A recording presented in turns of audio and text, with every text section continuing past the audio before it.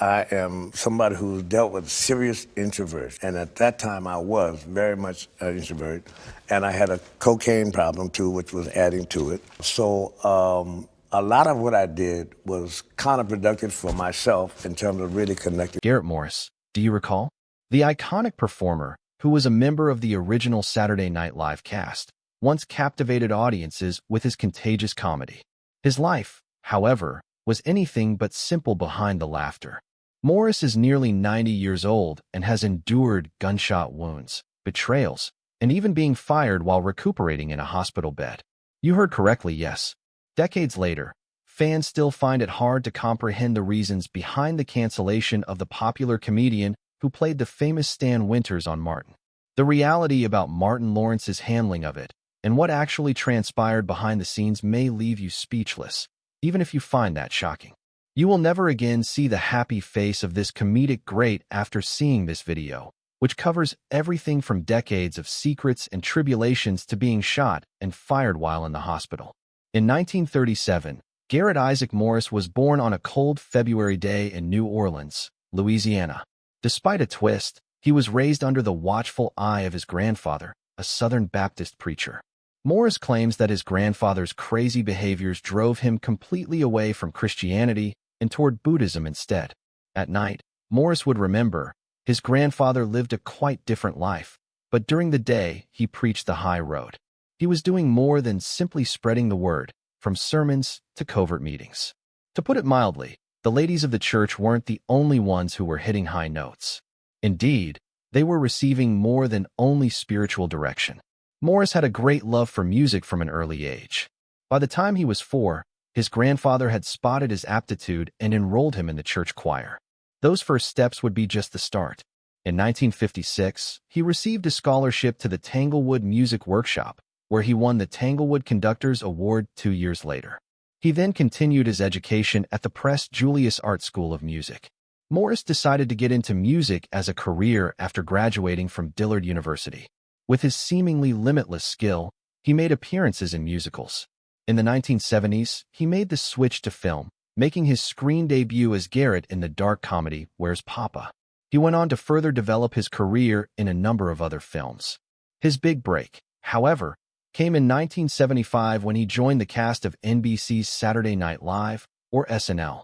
He joined the original roster, which featured comedic icons Gilda Radner, John Belushi, Dan Aykroyd, Chevy Chase, and Bill Murray. Morris was forging his own route in the highly competitive and innovative comedy industry, while his contemporaries' reputation would soar across stages and screens. However, Garrett Morris is another. And this is the juicy part of the narrative. Morris wasn't merely a performer. He was the pioneer, the first black cast member of Saturday Night Live. He paved the way for later comedy greats like Eddie Murphy, Tracy Morgan, and Kenan Thompson by carving out a niche for himself in a field that had hardly seen anyone like him before. He served as the model for contemporary comic duos like Key and Peele, and as the starting point for a whole generation of black sketch actors, including powerful ensembles and shows with black women in the lead. So why isn't the name of Garrett Morris yelled from the rooftops? Why doesn't he honor the legends he helped create by making a triumphant return to Saturday Night Live or celebrated every Black History Month? Morris, in spite of the obstacles he breached, is frequently left out in the dark. In all honesty, his time on Saturday Night Live isn't regarded as a period of great humor. This chapter is characterized by rudeness, excessive drug usage backstage, and racism's painful sting. Imagine a man with Broadway-caliber credentials and classical training entering the high-pressure, unpredictable world of live television. He wasn't ready for this world, and it wasn't an easy one. Later, Morris confided in Maya Rudolph and The Hollywood Reporter, sharing stories more dramatic than any Saturday Night Live skit could provide. This was more than just the tale of a comedian attempting to make it. In addition to being a seasoned theater artist with a resume that would make Broadway cry, Morris was a playwright. However, a distinct form of drama was introduced as one moved from the depths of theater to the sharp, fast-paced realm of sketch comedy. Furthermore, the antagonists resembled characters from a soap opera. In a sketch, Morris proposed that he play a doctor. What took place? On television, he was bluntly informed that America was not prepared for a black physician. Simply put, a slap in the face. If that doesn't shout scandal in primetime, what does? However, Garrett Morris was not the kind to give in to bullies behind the scenes. In addition to having his scripts stolen and rewritten by other writers, he had to deal with rumors of racial jokes and covert efforts to remove him from SNL history. But he refused to give up. He fought for his slot, earned his way in the spotlight, and auditioned for the unready primetime players, just like any real underdog. However, the storyline became more complex. The backstage drama still affected Garrett Morris, even though he was a cast member of Saturday Night Live. He was frequently given parts that tended toward the ridiculous, the cliched, and the outright offensive. A well-known example. A flying monkey was the absurd part he was supposed to portray, which shocked his expanding audience and infuriated his black fans. Nevertheless, Morris, always the professional, resisted being degraded or stereotyped. He refused to back down, demonstrating that he was not a performer to be marginalized or silenced, regardless of how crazy the world got. Naturally, he nevertheless faced more difficult struggles despite his notoriety and attention. Morris was battling demons that most people couldn't even comprehend behind the scenes. Cocaine, the white powdery drug that had destroyed countless careers before his, was the substance he started experimenting with. He continued to appear, nevertheless, despite his battle with addiction, making audiences laugh and happy despite their ignorance of what he was going through off-screen. Garrett Morris was doing more than just surviving the demanding world of live comedy during his 5-year tenure on Saturday Night Live. In addition, he was battling a personal demon, cocaine addiction, that would follow him for decades. He wasn't by himself. John Belushi, his co-star, famously struggled with similar problems. Morris remarked, "We lost one of the greatest talents in the country, but John and I never really partied together," in reference to Belushi's tragic passing. "I was more reserved. Normally, they would all head to a bar after the show, but I would simply head home.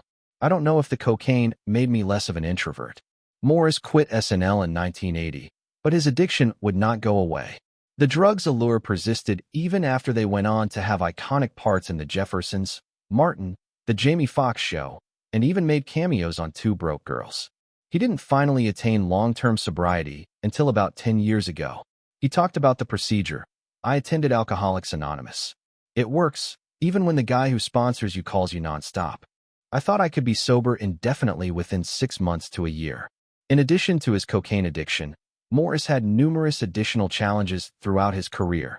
Even in the entertainment industry, segregation and systemic racism followed him as he sang with the Harry Belafonte folk singers in his early 20s. Accommodations at the same hotels as their white counterparts were sometimes refused to black entertainers. Decades later, he recalled with a voice full of indignation that the black guys had to go to the black area of town to try to find a motel there. Morris was jailed in Los Angeles for merely walking while black on one particularly startling occasion, as he got ready to sing with Belafonte in the Greek theater. He claims that racism pervaded every aspect of his time in Hollywood. Though not as obvious as the Jim Crow South of New Orleans, where he grew up, it was nonetheless pernicious.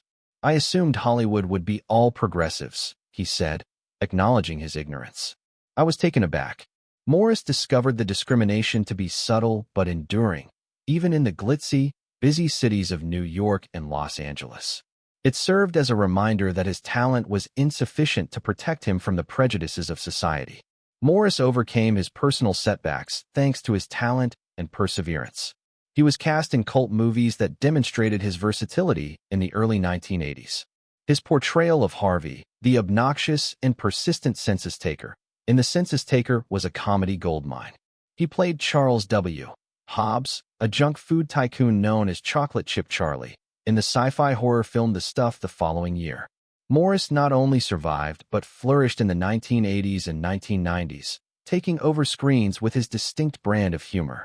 However, life had a bitter surprise in store, as it frequently does.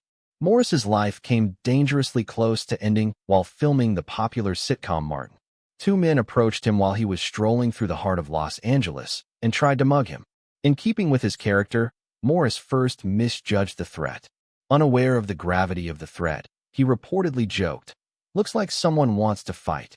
Because of the severity, one of the men grabbed him from behind before he realized it. Garrett Morris, however, was a first-degree black belt in addition to being a comic genius. As he turned to defend himself, he was confronted by a gun. Time was frozen in that moment. Morris later recalled, "I saw the gun when I turned around. I was unaware that he was armed. I wouldn't have done anything if I had known. I would say, 'Hey man, whatever you want,' if he had approached me in that manner brandishing a gun." It all could have ended with that near-death experience. A sobering reminder that Morris's life had not been easy or safe despite the cheers and laughter. Nevertheless, Garrett Morris refused to allow tragedy to define him. Even after that night, the bullet, and the fear, he continued to move, perform, live, and, above all, make others laugh. Like wildfire, the news spread. Garrett Morris needed emergency surgery after being attacked. Behind the scenes, Morris learned a sad truth while the rest of the world watched in disbelief. On set, no one seemed to care. His co-stars didn't check in, call, or visit. It is possible to excuse the fact that co-stars are not buddies.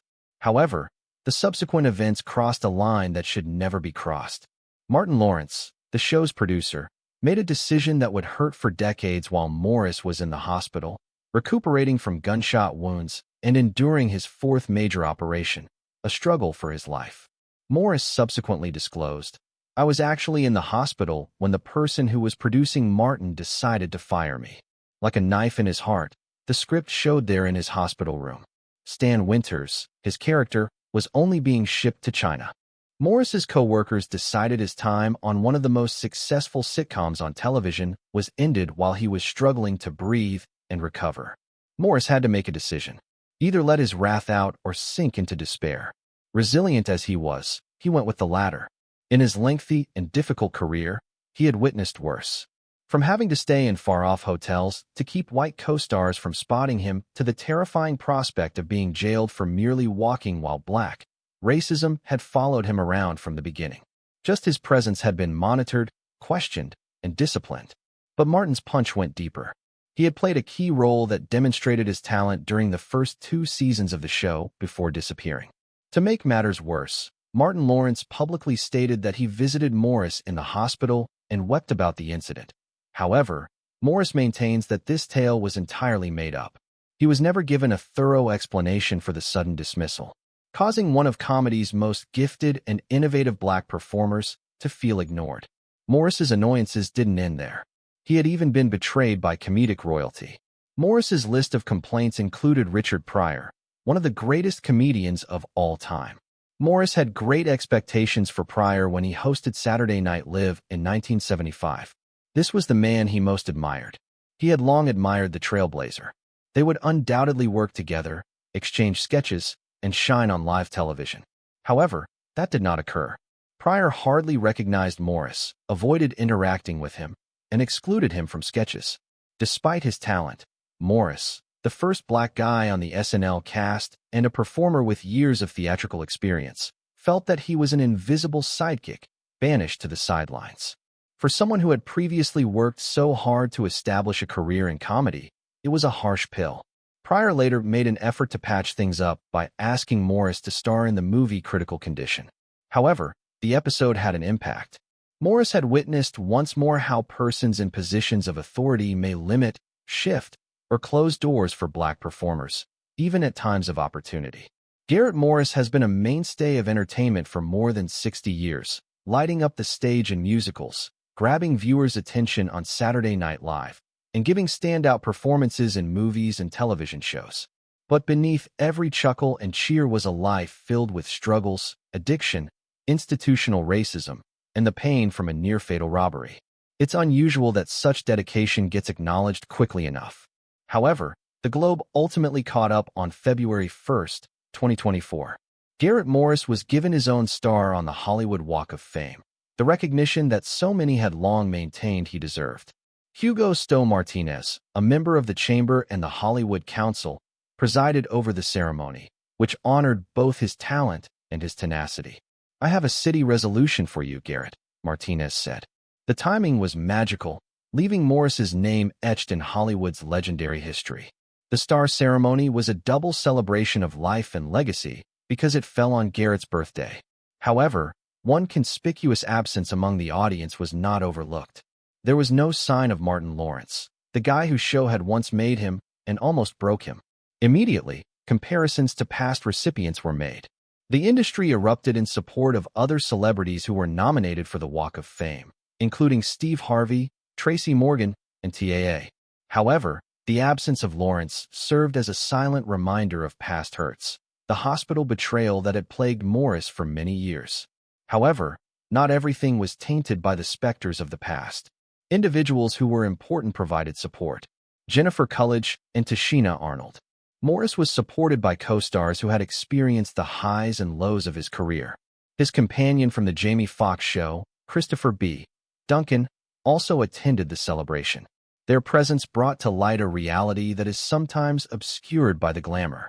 Fame and recognition can be eclipsed by loyalty and true respect. The occasion was a nuanced blend of victory, longing, and unsolved conflict. There may never be a complete explanation for what transpired between Morris and Martin Lawrence. However, for once, betrayal and lost opportunities were not the main topics. It depended on Garrett's skill, perseverance, and his at last acknowledged contribution to humor. Garrett Morris is 88 years old and still defies the clock. Morris is still performing and looking amazingly good for his age. He is most renowned for his appearances on Martin and The Jamie Foxx Show. His Instagram reveals the tale of a man who, in spite of decades spent in a turbulent and contentious field, never stops being vibrant. He can be seen in one post wearing his trademark easygoing look, a blue graphic tee, a matching hoodie, and a peace sign with his palms up. His warm, distinctively Garrett smile reminds admirers of the charisma that made him a household name, and his eyes sparkle with the same radiance that once lit up comedy stages across the nation. The subject is echoed in other images. A happy, self-assured man who is still fully in the present. His work was also impacted by that presence. Morris had an appearance in Netflix's Self Had in 2020, which was based on Madam C.J. Walker's life. The show focused on the trailblazing entrepreneur, activist, and philanthropist who rose to become the richest African-American woman of her time. Morris saw his participation in a production that honored such a significant character in Black history as more evidence of his enduring career. His social media was inundated with enthusiastic fans who praised not only his performance in the event, but also his tenacity and longevity in the business. Garrett Morris has lived through and made contributions to decades of history in the entertainment industry and the broader globe, they were reminded. Morris has experienced more than most, from overcoming racism and addiction to escaping a near-fatal shooting. Nevertheless, he is still standing tall, grinning broadly, and doing what he loves now. Garrett Morris has demonstrated not only his comedic talent, but also his wisdom, even in the competitive world of Hollywood, where celebrities come and go more quickly than box office receipts. Not only was he a legend by 2024, but he was also reportedly sitting on $4 million, which was a result of decades of hard work, wit, and determination. The Walk of Fame star was more than just a symbol after decades of hardship, disappointment, and neglect. Justice was long overdue. Garrett Morris, who was almost 90 years old by February 2025, reflected about the chaotic first season of Saturday Night Live. He claimed that it took courage to enter the arena. It takes a lot of courage to make fun of things that should be made fun of, he thought. Morris had been in show industry for nearly 17 years before SNL arrived. He had written his own plays, performed in innumerable musicals, and earned his stripes on and off Broadway. Television, however, was a different animal. SNL was more than simply a show. The greatest salary he had ever received came from his first TV job. Additionally, he was able to pay his rent without concern for the first time in his professional life. Morris acknowledged that he was an introvert offstage despite his quick wit on stage. He would only go home to his apartment after shows, while the rest of the cast would frequently go out together and form bonds at bars and late-night hangouts. "I made a mistake," he said. "It was at those casual get-togethers that opportunities and friendships were established." Morris, the only Black cast member in a sea of white faces, felt even more alone because he chose to keep to himself. The fact that SNL was influenced by the late-night, highly improvised, drug-fueled society of the 1970s didn't help either. During those years, Morris publicly acknowledged that he was addicted to cocaine, even when entirely avoiding booze. However, The way of life surrounding him was not his greatest worry. The question was whether he would get any screen time. He remembered, "I had to fight to get people to write for me." He was always wondering if his voice would be heard because he was the only black artist. When he took advantage of that chance himself, he made some of his most noteworthy achievements. Morris was the one who turned Lorne Michaels's basic concept of a death row follies sketch, inmates on death row acting as entertainers, into scathing mockery. He was inspired by a startling incident he recalled from Art Linkletter's talk show in the 1950s, in which a white woman from the South sang, "I'm going to get me a shotgun and shoot all the nah as I see." Morris turned it upside down, substituting the word whitey for the insult. The outcome was unvarnished, uncomfortably potent, and a clear illustration of how comedy might draw attention to America's racial inconsistencies. Morris also made the iconic sketch for the White Guilt Relief Fund. He took inspiration from a common joke about fundraising in the black community. Regular fundraising was done by groups including the Black Panthers, CORE, and the NAACP. However, those who had the backing of white liberals frequently attracted a lot more. Morris transformed a terrible economic reality into satire that was incisive enough to irritate both Democrats and Republicans by mocking the notion of white guilt as a sort of reparations fund. He added proudly, "Whether you were a Republican or a Democrat, you were hit by the comedy of SNL." That, in his opinion, was the essence of satire, comedy that was honest regardless of the audience. In retrospect, he was astounded by the genius of his co-workers. Gilda Radner, Chevy Chase, and John Belushi were incredibly creative and had lightning-fast improvisations. Morris felt privileged to be among them, despite his own personal hardships. "I was simply in awe of the genius," he remarked. "I was truly thrilled to be a member of the group. They were all incredibly talented individuals." The inaugural season of Saturday Night Live was more than simply a job for Garrett Morris. He battled for visibility on a battlefield, a turning point that ultimately provided him with the financial security he had long sought, as well as a stage where he sneaked in realities about justice and racism under the pretense of comedy. He was able to recognize it for what it was decades later. Not flawless or simple, but historic. After almost 90 years of survival, hardship, and joy, Garrett Morris is still regarded as a living legend whose tale is both heartbreaking and inspirational. His path demonstrates the grit required to leave a lasting legacy in Hollywood, from breaking down barriers on Saturday Night Live to overcoming bigotry, drugs, and even a near-fatal shooting. However, many people believe he hasn't gotten the credit he so richly deserves, especially as he approaches 90. What are your thoughts? Has the bouquet for Garrett Morris arrived at last? Or does Hollywood continue to ignore one of its pioneers? Please share your opinions in the comments section below.